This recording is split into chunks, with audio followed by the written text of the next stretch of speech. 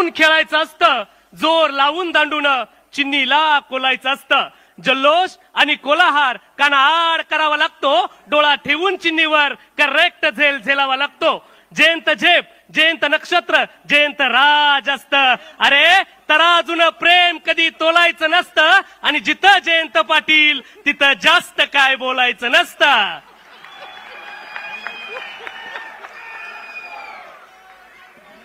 Jacket घातलेलं आहे, जॅकेटवाला आहे.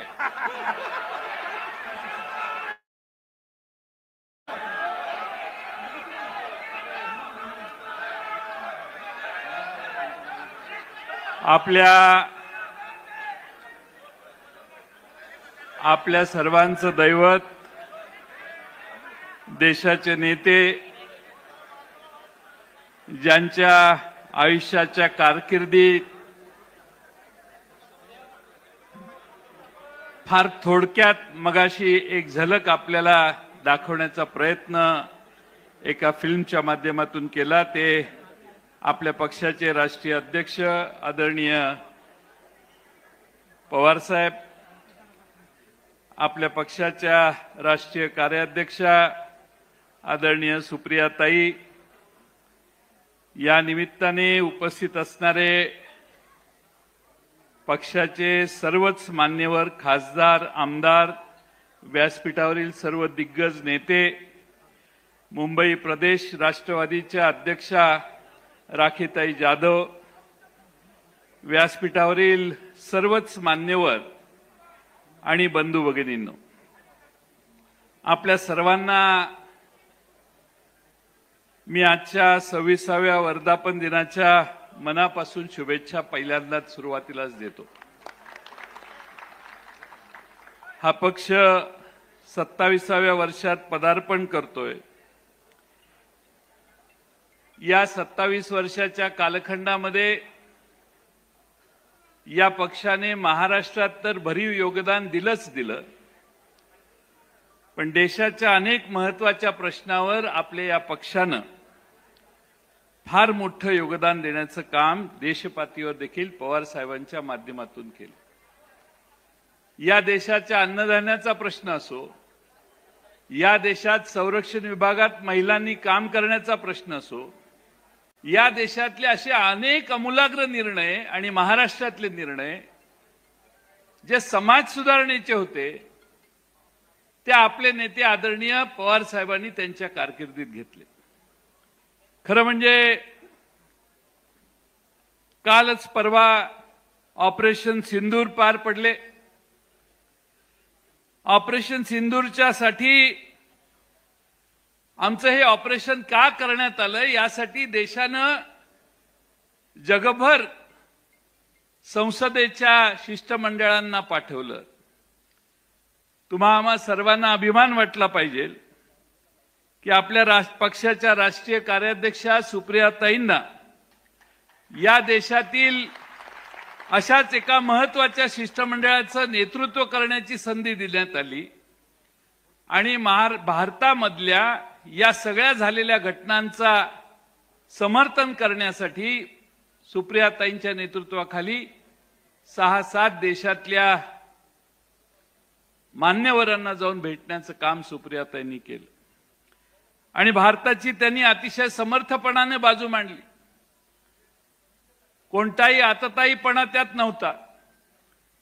भारताला हे का करावं लागलं याचं समर्थन अतिशय प्रभावीपणाने सुप्रियाताईंनी दक्षिण आफ्रिकेपासून अनेक देशात जाऊन केलं. मी आपल्या सर्वांच्या वतीनं सुप्रियाताईंचं त्यासाठी मनापासून अभिनंदन करतो. आपण सगळ्यांनी टाळ्याच्या गजरात सुप्रियाताईंना या कामगिरीबद्दल धन्यवाद दिले पाहिजेत. आपले अनेक मतभेद असतील पक्षीय पातळीवर दुसऱ्या राजकीय पक्षांशी, पण जेव्हा जेव्हा परराष्ट्र धोरणाचा प्रश्न येतो, या देशाच्या संरक्षणाची भूमिका पुढे मांडावी लागते, त्या ठिकाणी आपल्या पक्षाने आणि आदरणीय पवार साहेबांनी आम्हा सगळ्यांना सांगितलेलं आहे की देशहिताची भूमिका ही सर्वप्रथम घेतली पाहिजे. शत्रूला धडा शिकवण्याची वेळ येते त्यावेळी देश एकसंघ असला पाहिजे. आणि म्हणून तेव्हा आम्ही या देशाच्या कायम बरोबर राहण्याचं काम पवार साहेबांनी त्यांच्या आयुष्यात केलंय. गेल्या लोकसभेच्या निवडणुकीत आपल्याला प्रचंड यश मिळालं. त्या यशाचे मानकरी बहुतेक सगळे खासदार आज व्यासपीठावर आहेत. आपल्या सगळ्यांनी बरीच मेहनत घेतली आणि हा निकाल लागला. पण त्यानंतर काही महिन्यात विधानसभेच्या निवडणुका झाल्या आणि निराशाजनक निकालाचा सामना आपल्याला करावा लागला. देशाच्या राजकारणात भीष्म पितामह म्हणून जे नेते आजही सगळे मान्यता करतात त्यांनी महाराष्ट्र उलटा पालथा केला. महाविकास आघाडीच्या विजयाची फक्त औपचारिकताच बाकी आहे असं वाटत होतं. 11 कोटी जनतेला तो विश्वास होता. पण निकाल मात्र थोडेसे वेगळे लागले. निवडणुकीची प्रक्रिया संशयास्पद होती.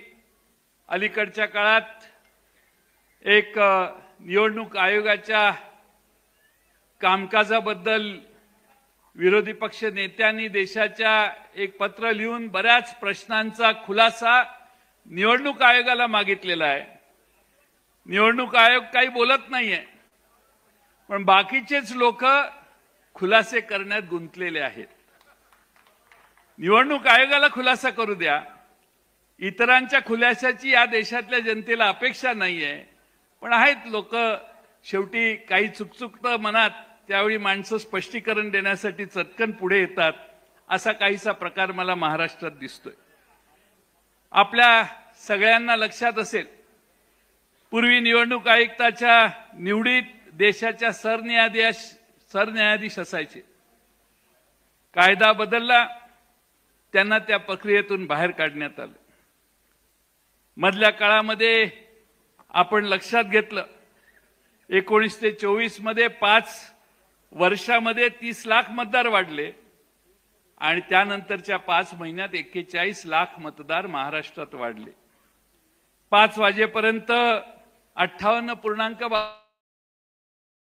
दुसऱ्या दिवशी निवडणूक आयोग डेटा प्रसिद्ध करतं, त्यात 66.05% मतदान म्हणजे 7.83% मतदान वाढले. अर्धा टक्का मतदान जरी फिरतात हे काय मी तुम्हाला सांगायची गरज नाही. लोकसभेला ज्या 85 विधानसभा मतदारसंघात महायुतीचा पराभव झालेला होता, त्या 85 मतदारसंघामध्ये मतदान जास्त भरपूर वाढलं आणि बहुतांशी त्या सर्व जागांवर महायुतीचा विजय मिळालेला आहे. एका पक्षाचा स्ट्राईक रेट 32 होता, तो एकदम 89% झाला. केंद्र सरकारला निवडणूक आयोगाला सीसीटीव्हीचं फुटेज मागितलं तर ते मिळू नये म्हणून कायद्यात नियमात बदल करण्याची व्यवस्था. उत्तमराव जानकर मार्कडवाडीचे बॅलेट पेपरवर मतदान करायची सारखी मागणी करत होते. त्यांच्या समर्थनासाठी जे पुढे आले त्यांना देशद्रोहाचा गुन्हा दाखल करण्यात येईल अशी धमकी देखील देण्यात आली. आज मित्रांनो, बरेच प्रश्न आपल्या सर्वांच्या समोर आहेत. या सर्व प्रश्नांमध्ये आपण 26 वर्षापूर्वी याच दिवशी 1999ला हा पक्ष स्थापन झाला. त्यावेळी शिवाजी पार्कामध्ये लाखोंचा जनसमुदाय पवार साहेबांची भूमिका ऐकण्यासाठी एकत्रित आले. 1999 पासून 2014 पर्यंत सतत पवार साहेबांचा राष्ट्रवादी काँग्रेस सत्तेत राहिला. या राज्याच्या जडणघडणीतले अनेक निर्णय सत्तेत असताना या पक्षातल्या सगळ्या धोरणांना घेण्याचं काम केलं. या 14 वर्षाच्या कालखंडात, 15 वर्षाच्या कालखंडात पक्षही अतिशय सामर्थ्यानं वाढवण्याचं काम झालं. पण 14 साल उजाडले, भाजपची सत्ता आली आणि बरीच लोक आमच्या रेल्वेतनं उतरून दुसऱ्या रेल्वेत जाऊन बसायला लागली. पण आपण सगळे पवार साहेबांच्या मागे निष्ठेनं राहिला. तुमचं कौतुक मला यासाठीच आहे की अनुकूल असो प्रतिकूल असो, मिळो अथवा न मिळो, तुम्ही सगळ्यांनी पवार साहेबांना आयुष्यभर साथ दिली. आणि म्हणून संख्येपेक्षा गुणवत्तेला महत्व राजकारणात हे असतं, हे कधी मित्रांनो विसरू नका. आज खरं म्हणजे मला आठवते 2017 साली यवतमाळ ते नागपूर अशी हल्लाबोल यात्रा 135 किलोमीटरची पदयात्रा काढण्यात आली. सुप्रियाताई होत्या. एक दिवस सहज मी झेंडा हातात घेतला. त्यावेळी मलाही ध्यानीमनी माहीत नव्हतं की या पक्षाच्या अध्यक्षपदाची संधी आपल्याला कधी मिळेल. पवार साहेबांनी आपल्या सर्वांच्या मान्यतेने ही जबाबदारी माझ्यावर दिली आणि माझ्यासाठी माझ्या आयुष्यातला तो सर्वात मोठा बहुमान होता असं मी समजतो. खरं म्हणजे आमच्या समोर, माझ्यासारख्या कार्यकर्त्यांच्या समोर आदर्श कोण? आदर्श छत्रपती शिवाजी महाराज, ज्यांनी तमाम मराठी माणसांच्या मनामध्ये स्वाभिमान आणि स्वराज्याचं बीज पेरलं. छत्रपती संभाजी महाराज, ज्यांनी प्राण सोडले पण स्वराज्याची प्रतारणा केली नाही. अहिल्यादेवी होळकर, पुण्यश्लोक अहिल्यादेवी होळकर, ज्यांनी राज्याचा कारभार हाकला. 12 ज्योतिर्लिंगांपेक्षा बरोबर त्याच्याबरोबर अनेक देवस्थानांचा अधिक पुनर्बांधणी करण्याचं काम ज्यांनी केलं. महात्मा ज्योतिराव फुले, ज्यांनी सर्वांच्या समोर समतेचा विचार मांडला.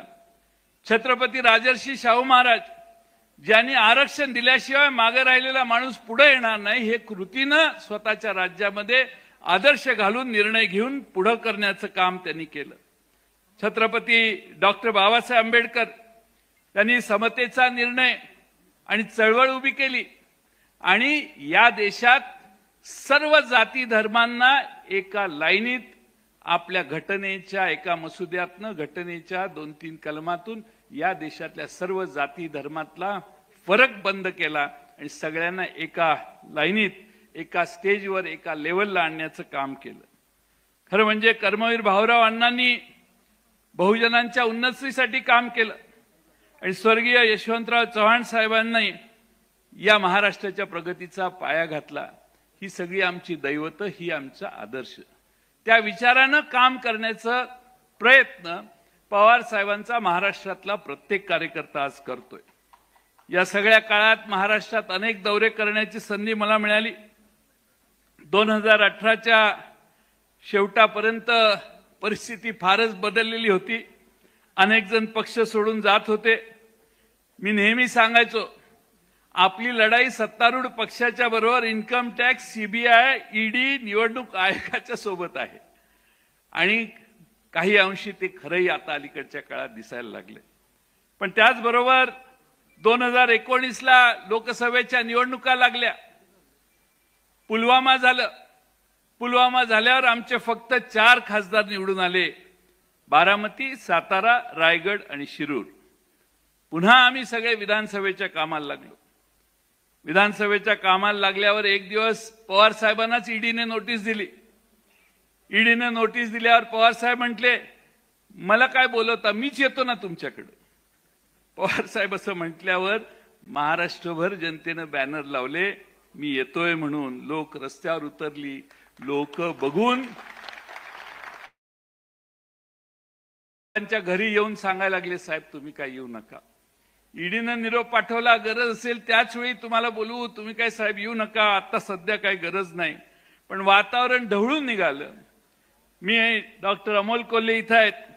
आम्ही पहिल्यांदा त्यावेळी शिवस्वराज्य यात्रा 1 ही आम्ही काढायचं काम केलं. प्रचंड प्रतिसाद मिळाला. महापूर आला लोकांचा. लोकांच्या महापुराबरोबर त्यावेळी दक्षिण महाराष्ट्रामध्ये महापुरानं थैमान घातलं. पवार साहेबांनी निर्देश दिले सगळ्या कार्यकर्त्यांना, पदाधिकाऱ्यांना की जात, धर्म, पात काही फरक न करता सगळ्यांना तुम्ही जाऊन मदत करा. आणि सगळे महाराष्ट्रातले राष्ट्रवादीचे कार्यकर्ते धावून गेले. मला अभिमान आहे, मी त्या भागातला आहे. पवार साहेबांच्या एका आव्हानाने नाशिक पासून, धुळे, नंदुरबार पासून पिंपरी चिंचवड, पुणे असेल, इकडं ठाणे जिल्हा असेल, सगळ्या कोकणातनं सगळे येऊन त्या ठिकाणी मदत करण्यासाठी धावून आले. आणि एका पवार साहेबांच्या शब्दामध्ये किती मोठी किंमत आहे हे कोल्हापूर, सातारा, सांगली जिल्ह्यातल्या जनतेला त्यावेळी कळलं.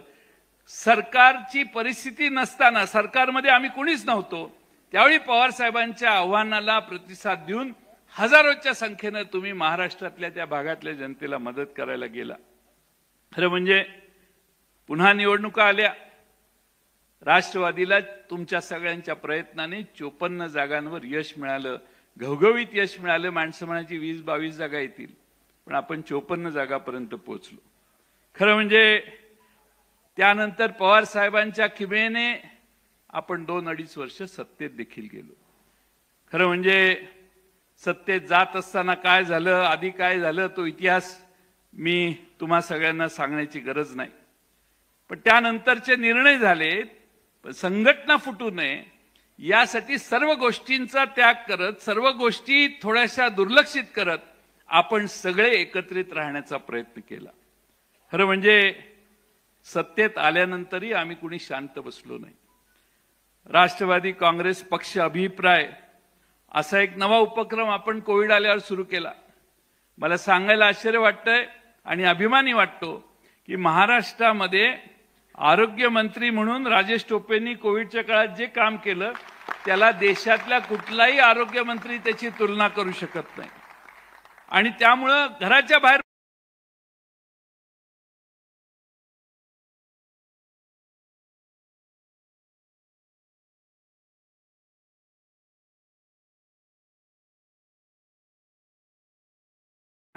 पक्षात काय आवश्यक आहे काय नाही याच्या सूचना केल्या. चांद्यापासून बांद्यापर्यंत आम्ही त्या काळात देखील गेलो. आम्ही खरं म्हणजे महाराष्ट्रात परिवार संवाद यात्रा सुरू केली. परिवार संवाद यात्रा महाराष्ट्रातल्या कानाकोपऱ्यात नेण्याचं काम माझ्या सर्व फ्रंटलचे पदाधिकारी सगळे होते, त्या सगळ्यांनी मला साथ दिली आणि चांद्यापासून बांद्यापर्यंत गेलो. भाषण करायला नाही, लोकांचं गाऱ्हाणं ऐकायला, कार्यकर्ते काय म्हणतात हे बघायला आणि पक्षाची त्या मतदारसंघातली अवस्था बघायला. खरं म्हणजे 8-9 वाजता आमचा दिवस सुरू व्हायचा. सक्सेना होती बरोबर, मेहबूब होता, अनेक प्रमुख फ्रंटलचे मान्यवर नेते आमच्या बरोबर असायचे. सकाळी 9 वाजता चाललेला दिवस एवढी महाराष्ट्रामध्ये कार्यकर्त्यांची अतिशय उत्साही भावना त्यावेळी आम्ही सगळ्यांनी बघितली. 1 तास राष्ट्रवादीसाठी हाही प्रयोग आपण सुरू केला. ज्यांनी हा प्रामाणिकपणाने केला त्यांना त्याचा फायदा झाला. फायदा होत असताना मधल्या काळामध्ये शेतकरी आक्रोश मोर्चा आपण सत्तेच्या बाहेर गेल्यावर आपण सुरू केला. शेतकऱ्यांचे पैसे सरकार देत नाही म्हणून शेतकरी आक्रोश यवतमाळ, अमरावती या ठिकाणी आम्ही सगळ्यांनी मोर्चे काढले आणि लोकांच्या भावना महाराष्ट्रातल्या सरकारला पोहोचवण्याचं काम सत्तेत नसला. आपली भूमिका लोकांपर्यंत सांगण्याचा सगळ्यात उत्तम उपाय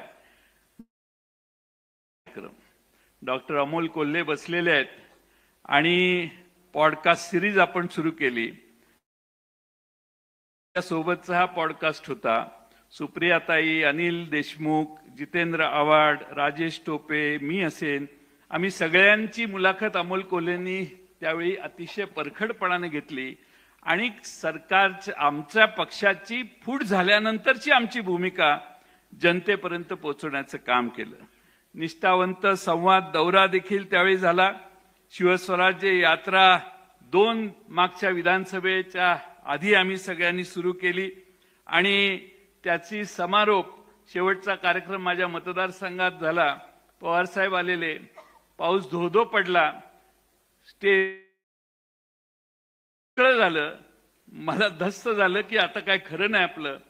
पण पाऊस संपल्यानंतर पुन्हा सगळं मैदान येऊन पूर्ण भरलं आणि पवार साहेबांचा शेवटचा शब्द ऐकेपर्यंत माणसं मैदानात थांबली. हा पाठिंबा पवार साहेबांना त्यांच्या आयुष्यभर जनतेनं महाराष्ट्रात दिला. लोकसभेत 8 जागा निवडून आल्या.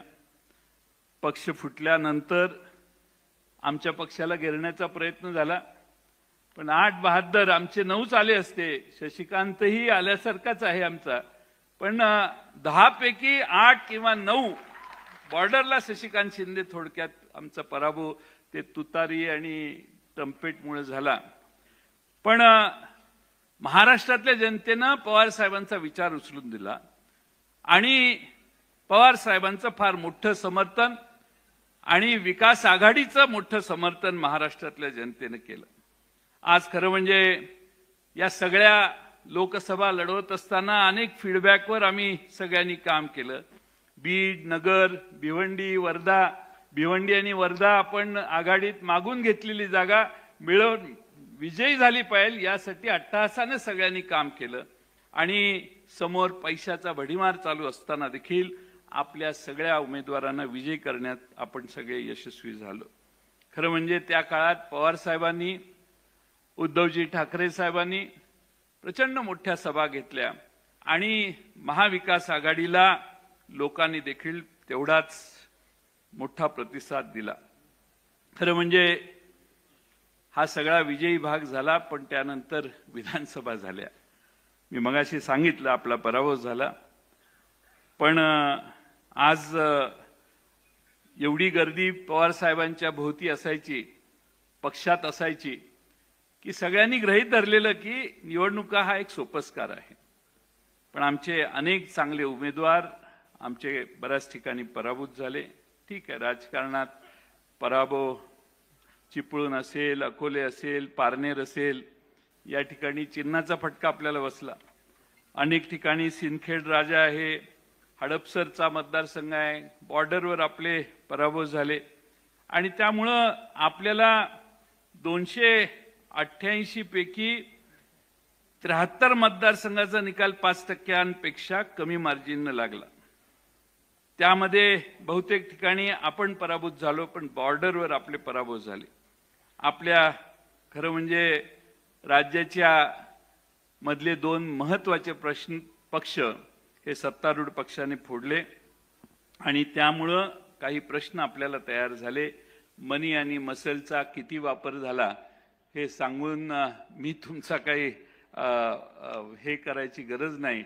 आमच्या आंबेगावचा उमेदवार आमचा देवदत्त मुळे समोरच्या बाजूला चिन्हाच्या घोटाळ्यामुळे आमचा आंबेगावचा उमेदवार पराभूत झाला आणि त्यामुळे ह्या सगळ्यातून आम्ही आजही ठामपणाने या सभागृहातले आणि साहेब या ठिकाणी आम्ही फक्त पदाधिकाऱ्यांना निमंत्रित केले.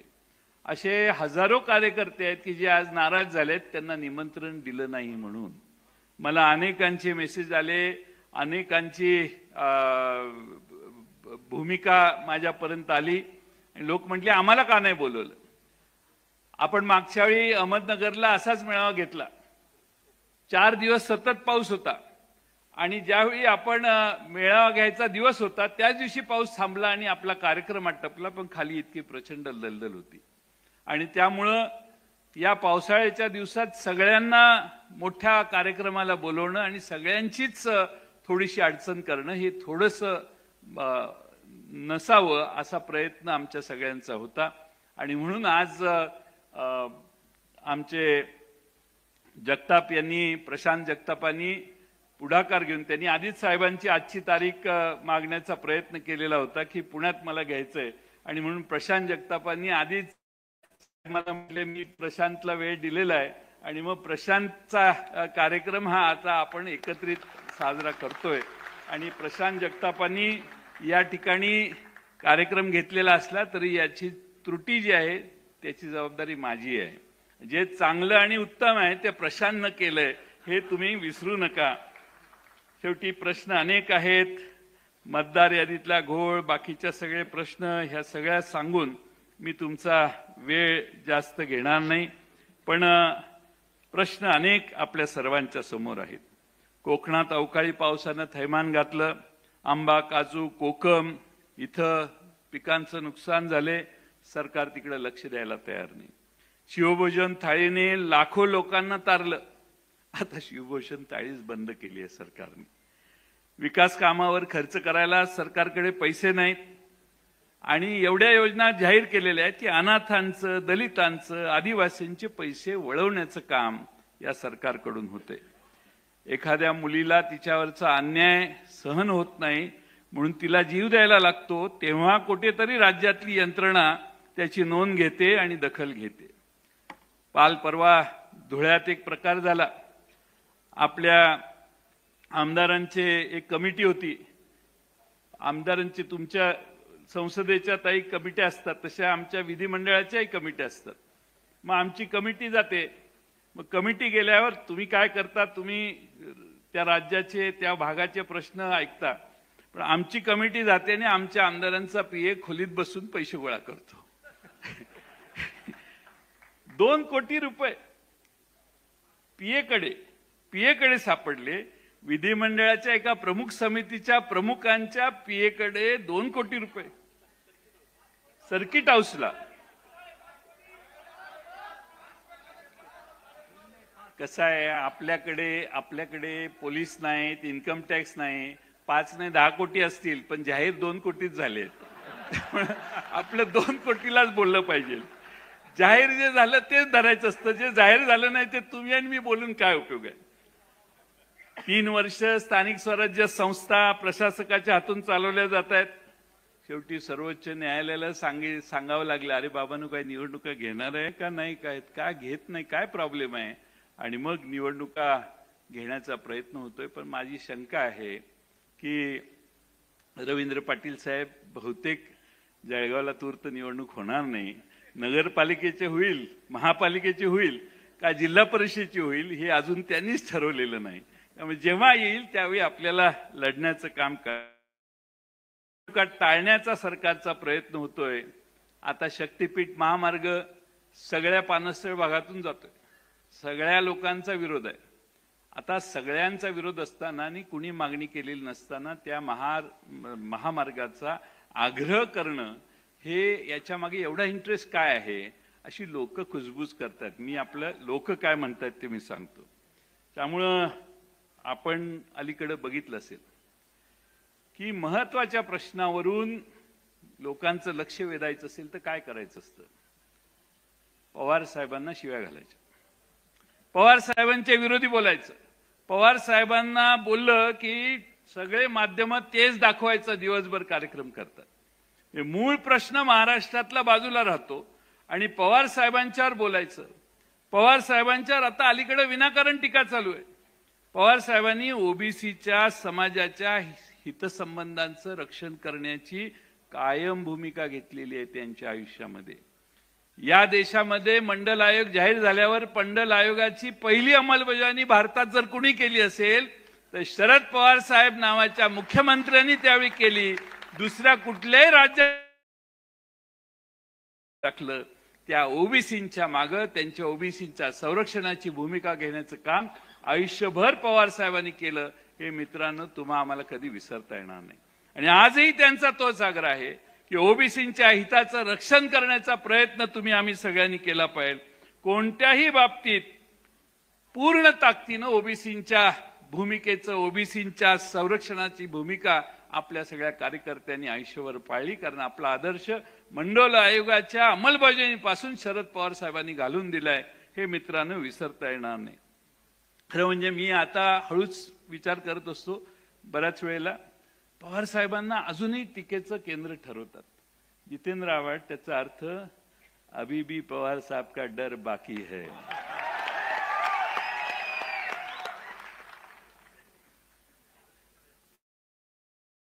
जाऊ दे, तुम्हाला मोठी गोष्ट सांगतो. एका उच्च न्यायालयाच्या न्यायमूर्तीच्या घरी सगळं गॅरेज भरून पैसे सापडले. राव,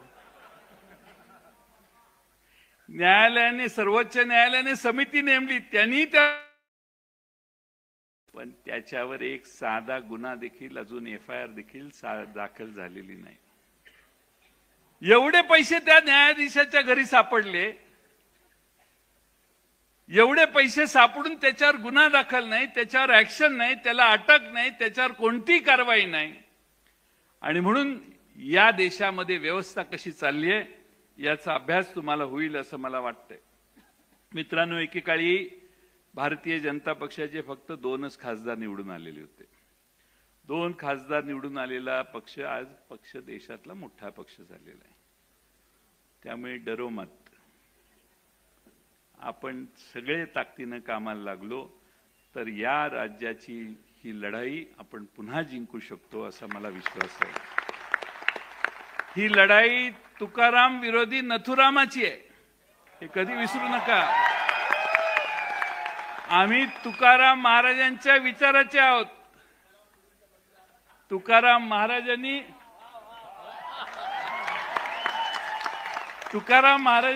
जितेंद्र आव्हाड आम्हाला सांगितलेलं आहे की भले तर देऊ कासेची लंगोटी, नाठाळ्याच्या माथी हाणू काठी. आणि म्हणून यापुढं रस्त्यावर उतरण्याची भूमिका आहे. करू नका चर्चा एवढ्यात पराभवाची, रणात झुंजणारे आहेत अजून काही. आज मला पवार साहेबांनी बरीच संधी दिली, 7 वर्षाचा कालावधी दिला. शेवटी पक्षाने नव्या चेहऱ्यांना संधी देणं आवश्यक आहे. मी या निमित्तानं तुमच्या सर्वांच्या देखत एवढीच साहेबांना विनंती करेन. ऐका, माझं भाषण मला आगे बढ़ेंगे, तुम बैठो.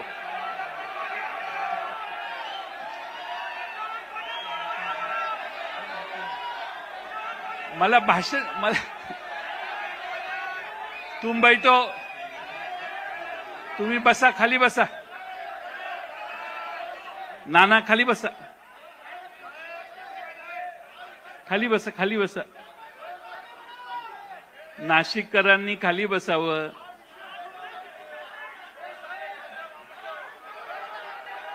शेवटी पक्ष पवार साहेबांचा आहे, त्यामुळे पवार साहेबांनी याच्यावर योग्य तो निर्णय, कारण आता आपल्याला बरंच पुढे जायचंय आणि त्यामुळं मी पवार साहेबांचे मनपूर्वक आभार मानतो, आपल्या सर्वांचे आभार मानतो आणि माझे 2 शब्द पूर्ण करतो. धन्यवाद माननीय पाटील साहेब. आदरणीय जयंतरावजी पाटील साहेबांनी एक लोकप्रिय प्रांताध्यक्ष म्हणून मागची 7 वर्ष या पक्षाची